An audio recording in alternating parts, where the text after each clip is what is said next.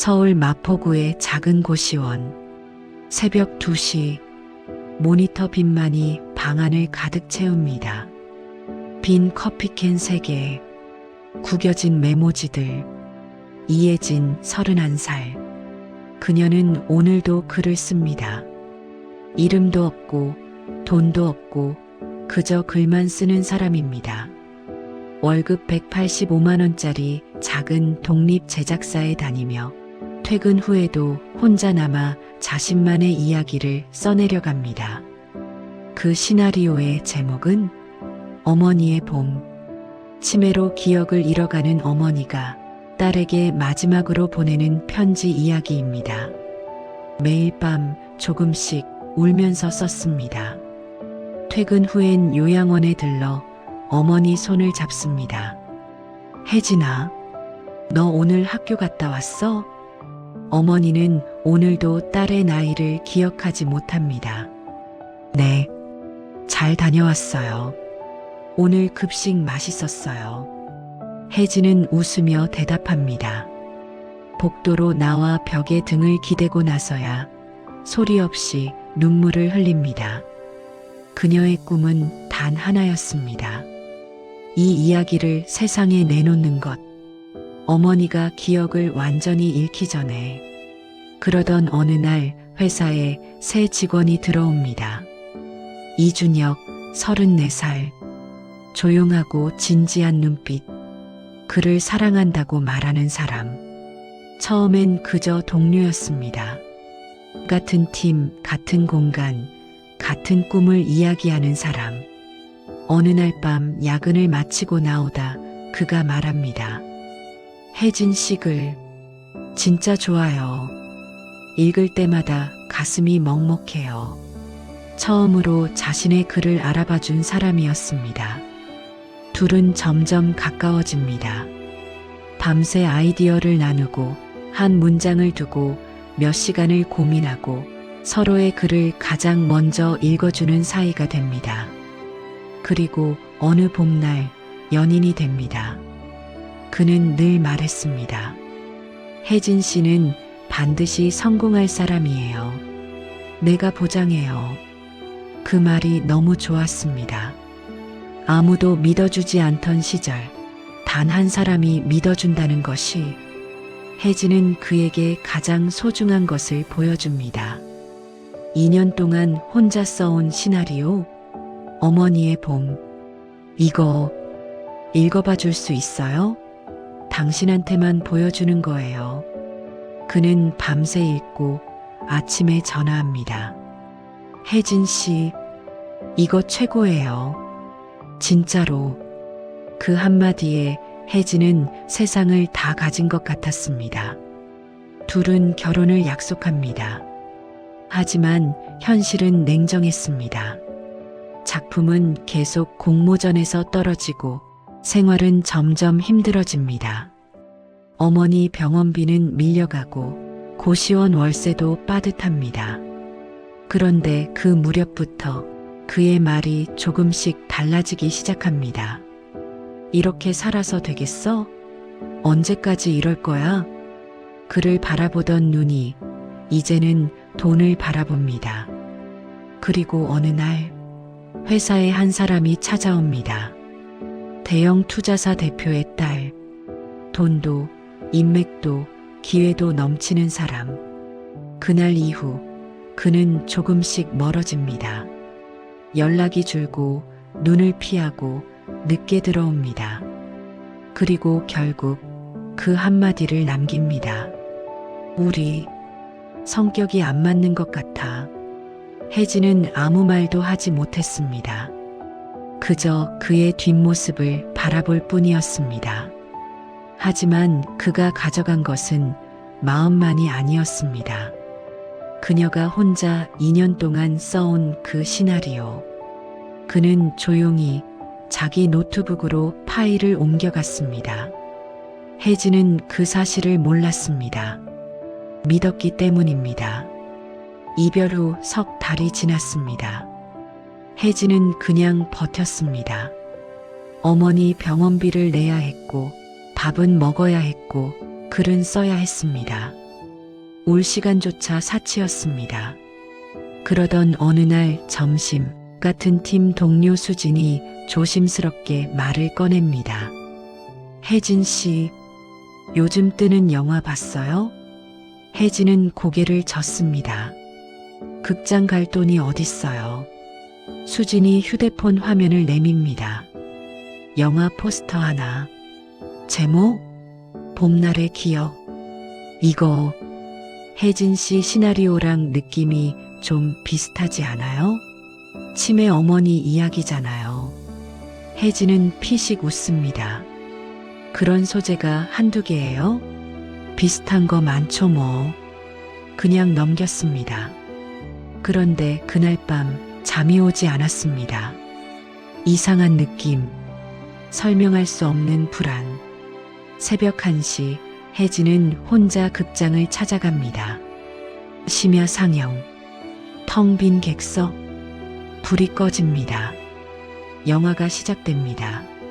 첫 장면, 숨이 멎었습니다. 딸이 요양원 복도에 등을 기대고 있습니다. 소리 없이 눈물을 흘리면서 혜진의 손이 떨리기 시작합니다. 주인공의 직업, 설정, 전개 방식, 결정적인 반전, 그리고 마지막 대사까지 단 하나도 틀리지 않았습니다. 그건 자신이 쓴 이야기였습니다. 글자 하나, 감정 하나, 장면 하나. 2년 동안 밤을 새워 써온 바로 그 이야기였습니다. 엔딩 크레딧이 올라갑니다. 각본 이준혁. 극장 안에 혼자 남은 혜진은 한동안 일어나지 못했습니다. 다음 날 기사가 쏟아집니다. 1000만 돌파, 이준혁 작가 자신의 경험을 담은 작품. 인터뷰 영상 속 그가 말합니다. 이 이야기는 제 인생을 담았습니다. 제가 직접 겪은 일들이에요. 혜진은 화면을 보며 아무 말도 하지 못합니다. 그저 손이, 발이, 온몸이 떨렸습니다. 그건 그의 인생이 아니었습니다. 그건 그녀의 어머니 이야기였습니다. 세상은 그를 천재 작가라고 불렀습니다. 하지만 혜진은 알고 있었습니다. 그는 천재가 아니라 도둑이라는 것을. 혜진은 3일을 방에서 나오지 못했습니다. 먹지도 자지도 못했습니다. 억울함과 분노와 자괴감이 한꺼번에 밀려왔습니다. 그런데 나흘째 아침, 요양원에서 전화가 옵니다. 보호자분, 어머니가 오늘은 혜진이를 찾으세요. 혜진은 천천히 몸을 일으킵니다. 세수를 합니다. 옷을 입습니다. 그리고 중얼거립니다. 무너지면 안 돼. 지금은. 요양원에 도착하자 어머니가 혜진의 손을 꼭 잡습니다. 혜진아, 너 글 쓰는 거 포기하지 마. 알겠지? 어머니는 오늘따라 또렷했습니다. 혜진은 그 손을 꼭 잡고 고개를 끄덕입니다. 포기 안 해요. 절대로. 그 길로 혜진은 집으로 돌아와 노트북을 펴니다. 그리고 하나씩 찾기 시작합니다. 먼저 외장하드를 꺼냅니다. 시나리오 초고, 수정본 1차, 2차, 3차, 날짜가 찍힌 파일들, 가장 오래된 파일, 2020년 3월 7일, 그리고 클라우드 저장 내역, 자동 백업 기록, 이메일, 수진에게 보낸 메일, 이거 한번 읽어봐 줄래? 날짜 2021년 1월. 그때 첨부 파일이 아직 살아있었습니다. 혜진의 손이 빨라집니다. 하나씩 또 하나씩. 그리고 결정적인 것을 발견합니다. 영화 속 마지막 장면. 어머니가 딸에게 건네는 편지. 그 편지 속 문장. 봄이 오면 꼭 벚꽃 보러 가자. 엄마가 기억할 수 있을 때. 그건 실제로 혜진의 어머니가 했던 말이었습니다. 혜진이 직접 받은 문자 메시지. 2020년 4월 3일. 준혁은 절대 알 수 없는 내용이었습니다. 그 문자를 화면으로 옮기는 혜진의 눈에 처음으로 빛이 돌아옵니다. 이걸로 끝낼 수 있어. 혜진은 혼자 움직이지 않습니다. 지인을 통해 저작권 전문 변호사를 찾아갑니다. 변호사는 자료를 천천히 검토합니다. 파일 생성일, 수정 이력, 이메일 첨부 기록. 이 정도면 충분히 싸울 수 있어요. 이길 수 있을까요? 변호사가 자료를 덮으며 말합니다. 이기는 게 아니라 이미 이긴 싸움이에요. 혜진은 그 말을 듣고 처음으로 긴 숨을 내쉽니다. 그리고 소장을 접수합니다. 세상은 아직 이준혁을 천재 작가라고 부르고 있었습니다. 하지만 혜진은 조용히 준비를 마쳤습니다. 소장이 접수된 다음 날, 혜진은 아무것도 달라진 게 없는 하루를 보냅니다. 버스를 타고 편의점 삼각김밥을 먹고 요양원에 들러 어머니 손을 잡습니다. 세상은 조용했습니다. 하지만 준혁의 세상은 달랐습니다. 소송 소식은 생각보다 빠르게 퍼졌습니다. 영화계는 좁습니다. 누군가 법원 접수 내역을 흘렸고 작은 영화 커뮤니티에 글 하나가 올라옵니다. 천만 영화 봄날의 기억? 표절 의혹 제기됨. 처음엔 댓글이 냉담했습니다. 또 표절 논란이야? 갱 비슷한 거 아니야? 무명 작가가 돈 노리는 거 아닌가? 이준혁 작가가 그럴 사람이야?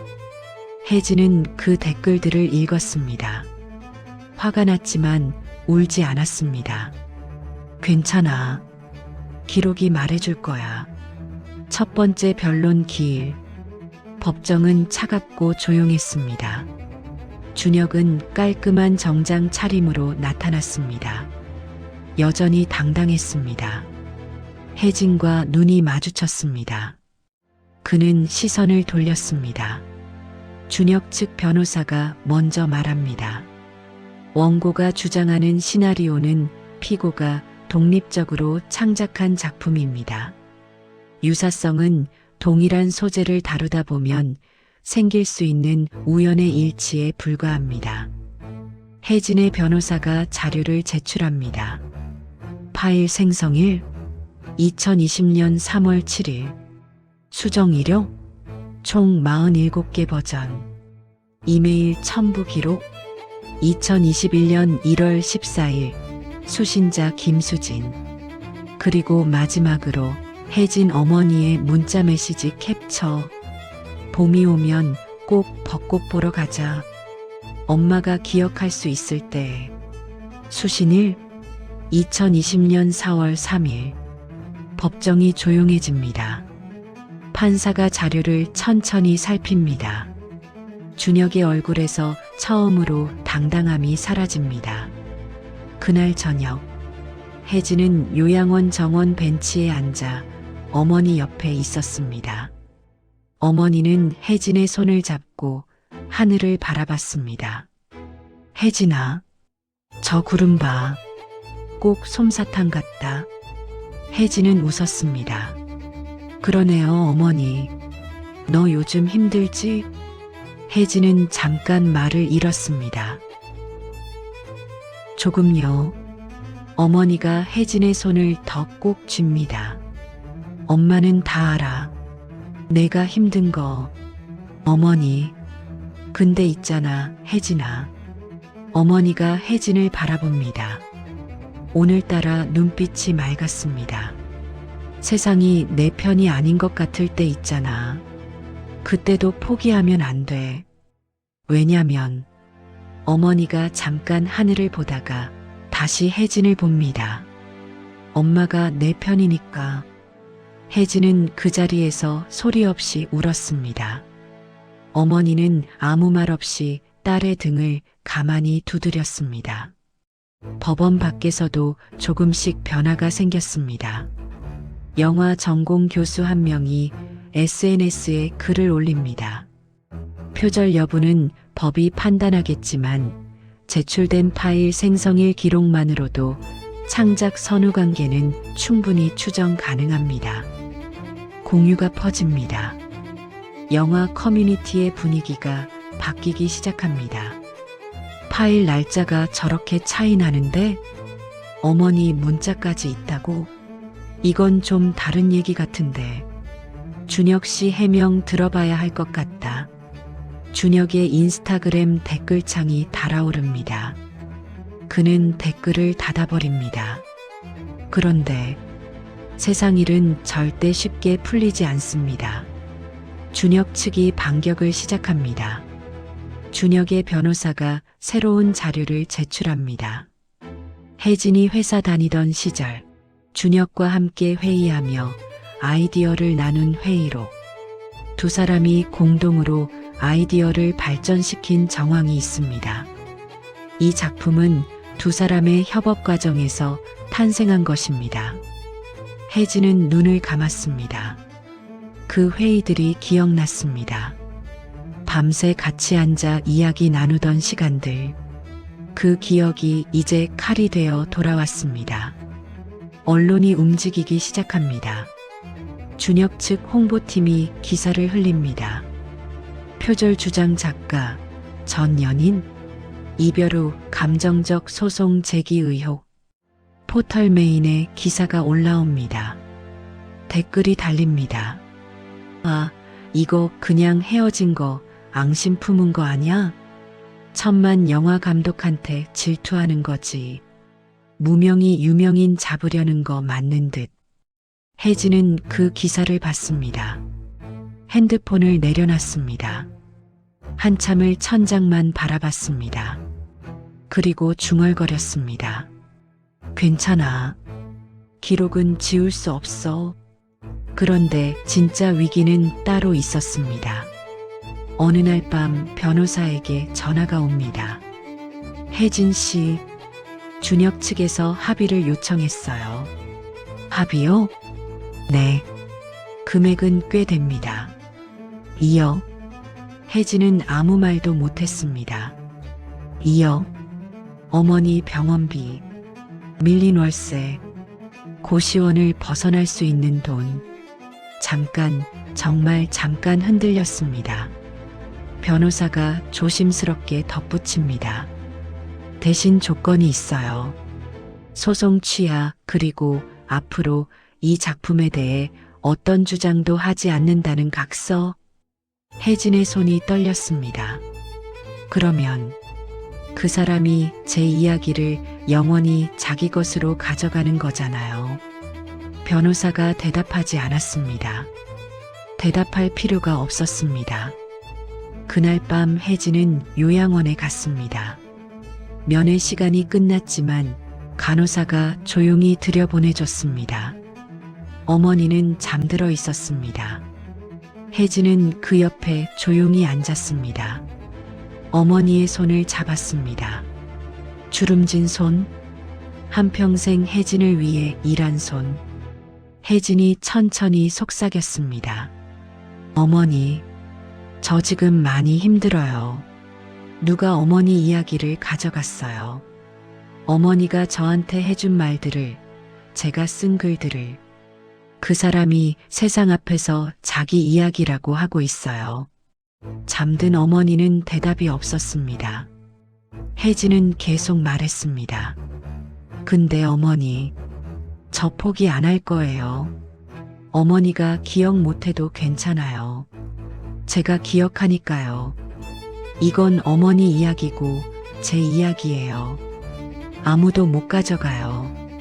혜진은 어머니의 손을 꼭 쥐었습니다. 그 순간 자고 있던 어머니가 아주 살짝 손에 힘을 주었습니다. 혜진은 그것을 느꼈습니다. 눈물이 볼을 타고 내렸습니다. 하지만 이번엔 무너지는 눈물이 아니었습니다. 다음 날 아침, 혜진은 변호사에게 전화했습니다. 합의 거절할게요.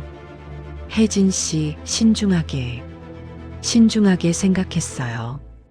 밤새 잠깐의 침묵.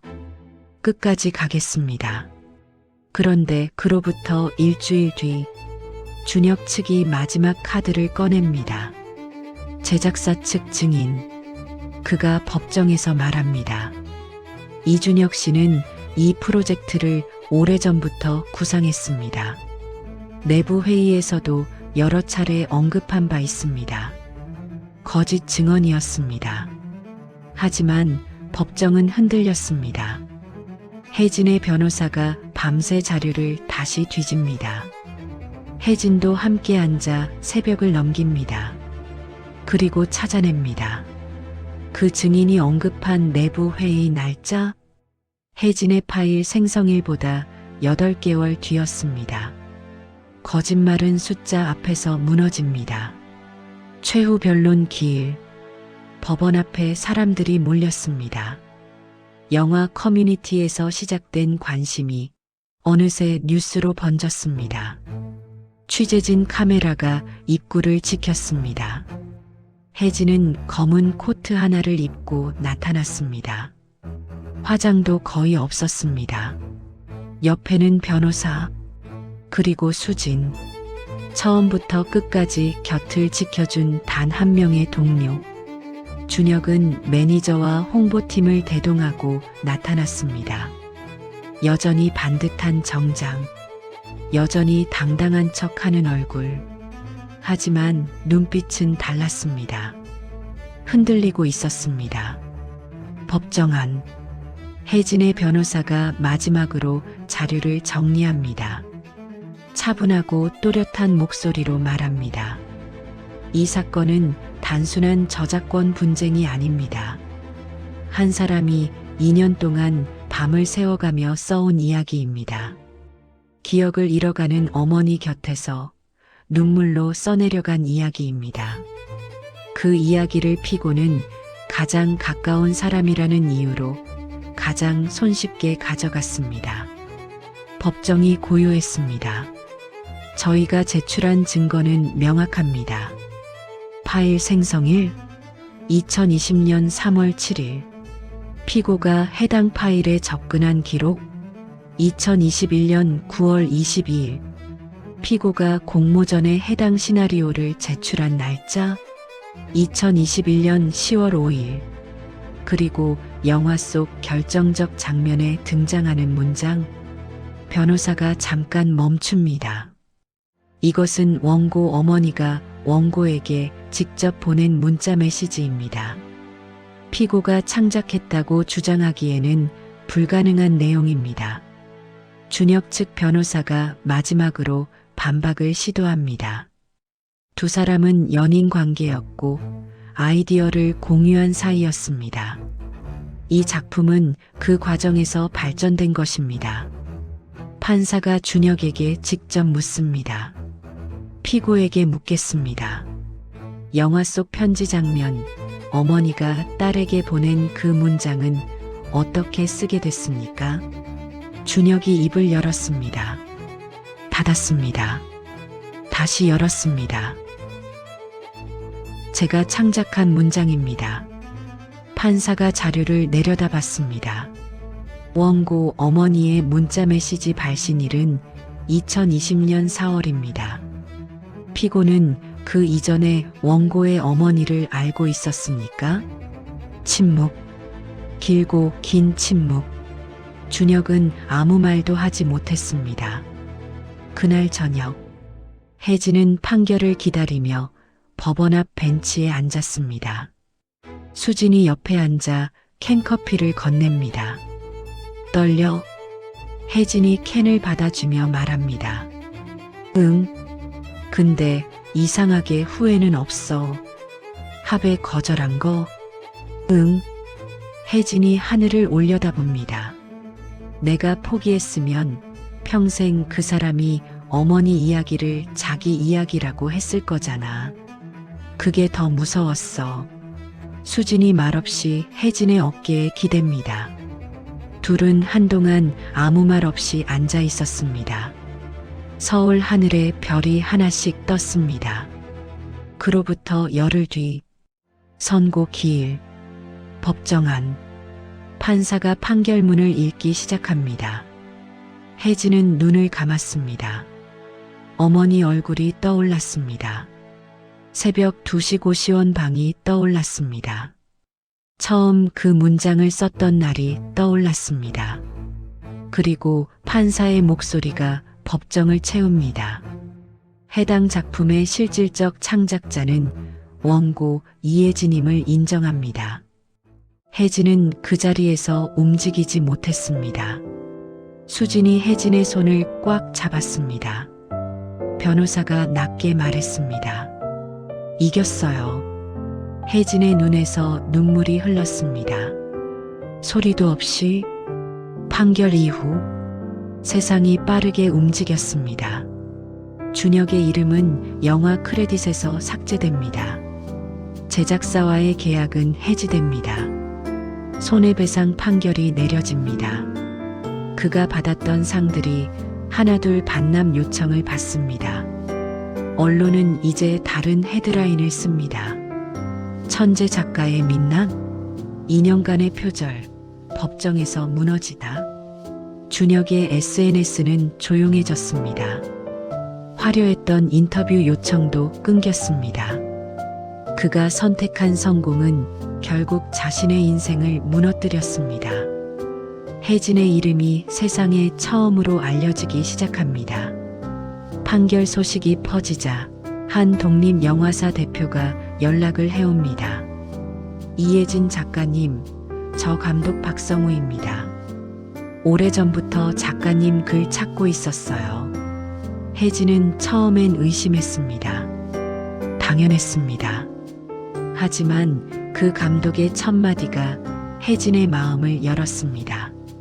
작가님, 어머니 이야기 제대로 만들고 싶습니다. 이번엔 작가님 이름으로. 몇 달 뒤 촬영이 시작됩니다. 혜진은 처음으로 촬영 현장에 섭니다. 모니터 앞에 앉아 자신이 쓴 장면이 펼쳐지는 것을 봅니다. 배우가 대사를 읽습니다.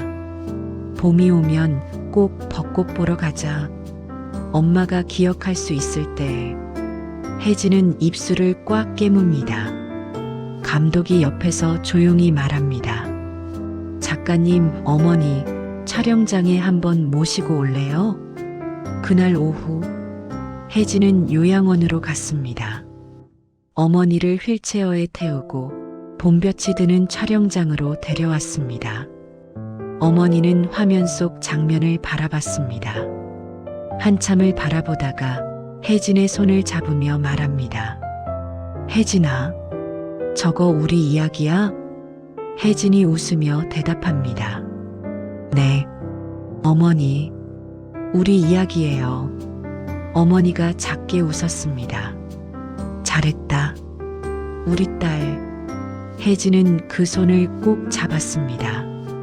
봄볕이 두 사람의 어깨 위에 내려앉았습니다. 영화는 이듬해 봄에 개봉했습니다. 포스터에는 이름 세 글자가 선명하게 적혔습니다. 각본 이혜진. 시사회 날밤 혜진은 어머니 옆에 앉아 함께 영화를 봤습니다. 엔딩 크레딧이 올라갑니다. 어머니가 혜진에게 속삭입니다. 혜진아, 저 글자 저거 내 이름이지? 네, 어머니, 잘 보인다. 어머니의 눈이 화면을 향했습니다. 오늘따라 눈빛이 참 맑았습니다. 혜진은 소리 없이 웃었습니다. 그리고 중얼거렸습니다. 어머니, 우리 벚꽃 보러 가요. 이번 봄에. 남의 것을 훔쳐 만든 성공은 결코 오래가지 않습니다. 아무리 화려해 보여도 거짓 위에 세운 탑은 반드시 무너집니다. 하지만 진심으로 쓴 이야기는 아무도 지울 수 없습니다. 기록은 거짓말하지 않고 시간은 속일 수 없습니다. 그리고 가장 중요한 것, 무너질 것 같은 그 순간에도 포기하지 않는 사람이 결국 자신의 이야기를 완성합니다. 당신의 이야기도 당신만이 쓸 수 있습니다. 기억은 사라져도 사랑으로 쓴 글은 남는다.